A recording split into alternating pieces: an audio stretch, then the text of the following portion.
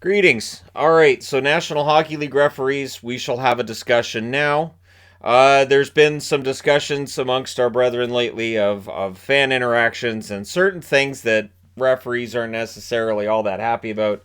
And the discussion about how thankless our job is. I will say this, that as a National Hockey League referee, I've never felt more understood and more heard and more seen. It is absolutely the best job I've ever had, but I understand there is some confusion regarding our job and regarding some of the things that get said, some of the things that happen, so let us discuss.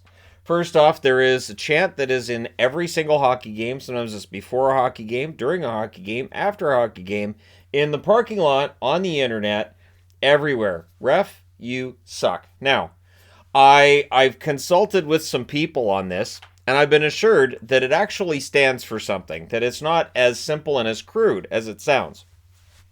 It is far too common now that it gets used. So, since it's used all the time, I did find out that what it stands for is, now ref, you would think that's short for referee. You would be wrong. It's respected, excellent, fair. So that's what they're saying to you first. U stands for youthful, observant, and useful. And suck, smart, upstanding, or useful, classy, and knowledgeable. So that's what it actually stands for. And they don't say ref, you suck, referee, which is what it actually means because it would sound weird. So they just leave that off. This is what they're telling us. They appreciate the job we're doing. That's why they say it before the game, during the game, during power plays, after power plays, in between periods, after periods. They call us on the phone when we're at home and tell us this. It's because they want us to understand. They see us as respected. You are as respected as anybody on that ice surface. Excellent. Your job is fantastic. Your vision is nothing if not perfect. Fair. We all know that referees are fair. It's always fair. It has to be. That's why we have the even up calls. Make it fair. Youthful. You're a good looking man, aren't you? Observant. We can tell when things have happened and we call it correctly. And useful. We are absolutely the most useful referees in the National Hockey League, as we are the referees of the National Hockey League. Smart, we understand the rules. Upstanding, because we are in fact standing up. And also useful. Don't forget that part, we are useful. Classy, come on, you've heard us on the microphone. We've heard each other on the microphone. We know what we're doing. And we do it with a little bit of class and a little bit of flair. And the knowledgeable part, I think is similar to smart, but I think it's a little more punchy than smart, and that's why it's at the end of this phrase. So when fans say this every single game all the time, they are letting us know, they're building us up. They are making sure that we understand that they love us and they respect us, and they're going to be really sad to watch a hockey game without us if that was in fact a possibility. I shudder at the thought of a hockey game without referees calling it. Now, there's also some other confusion out there. So I want to be clear. When a call is made, and it is made on the team that's the home team, you will hear booing. The booing is for the player that took the penalty, because fans understand that their team is deserving of penalties, and they're really quite upset with the player that took the foul. So they're not upset with you. This chant will come out because they understand that their player did something bad and they're glad you caught him doing it. There is nothing worse than letting things go just because it's the home team. So you have to make sure that you're calling things fairly, because when you hear this chant, you wear that as a badge of honor. Now, also, there are instances as the playoffs go along where fans are going to throw things on the ice. It looks aggressive and it looks ugly. Now, sometimes they'll be throwing a jersey. Sometimes they'll be throwing candy wrappers or drinks. What this actually means is something simple. The jerseys mean the referee looks like he might be a little bit cold, so we're making sure he has that extra layer. Don't put the jersey on. It'll confuse everybody, including the players and the other officials on the ice. Also, if it's candy wrappers, they probably forgot they ate the candy. And in the event that it's a drink, if you can catch it on the way down, you could drink it, but I would probably recommend that you don't.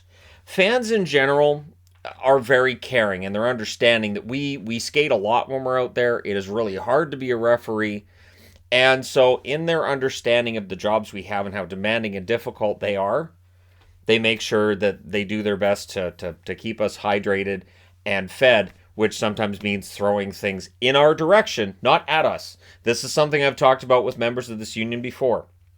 Nobody throws things at us. Nobody, and all, I know there's other shoutings and things that go on, but I really haven't seen an instance where I would say that the fans are angry with us as officials, because they understand. We are right down the middle. We are fair at all times. Sometimes we're loud. Sometimes we're loud in our judgments. Also, don't be afraid to call Toronto for a little bit of a reassurance. There are times, and always make it look like you're calling about like you're over talking to the time clock. Yeah, I'm looking at the time clock, and you can get New York on the speakerphone. Gary himself will talk to you, and he's got these really nice. I've had good conversations with Gary while I'm adjusting the time.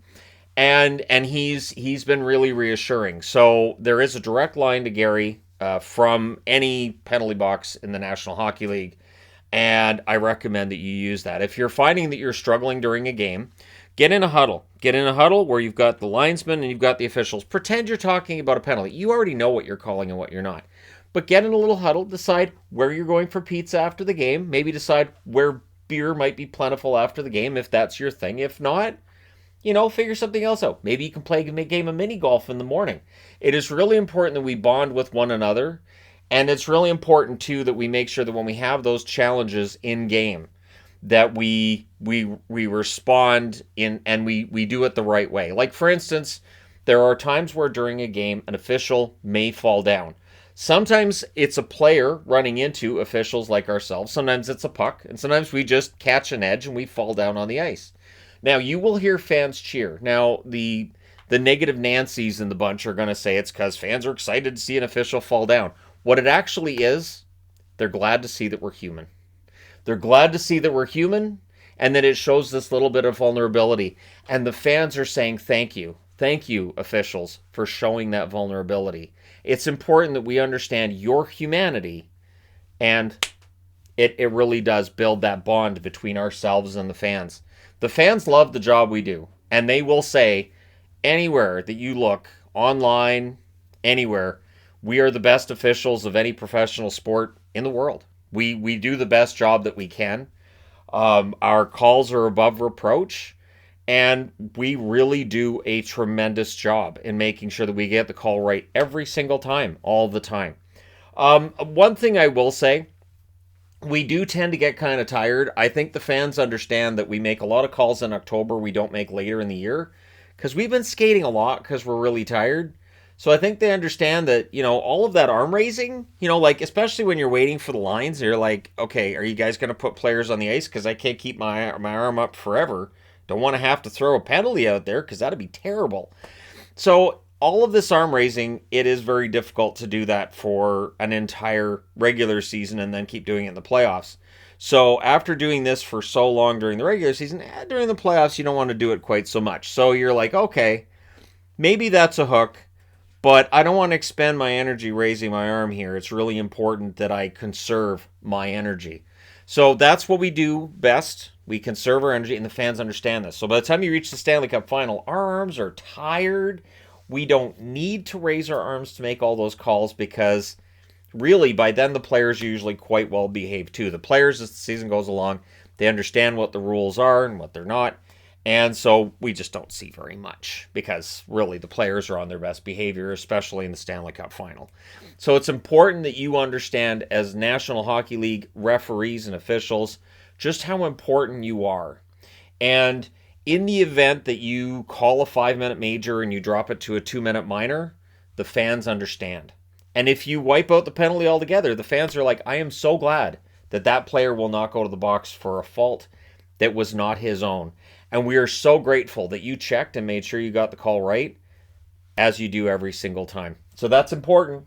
Remember, keep a smile, stay happy, stay positive. The fans love you. The fans always love you.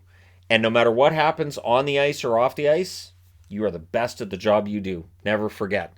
And if you forget, give Gary a call. Thank you for your time, and go get him. And we can discuss other things at other times, but for now, I haven't heard who the NHL is favoring for the Stanley Cup as of yet, but that's a discussion for a whole other time. Thank you for your time. I will talk to you soon enough.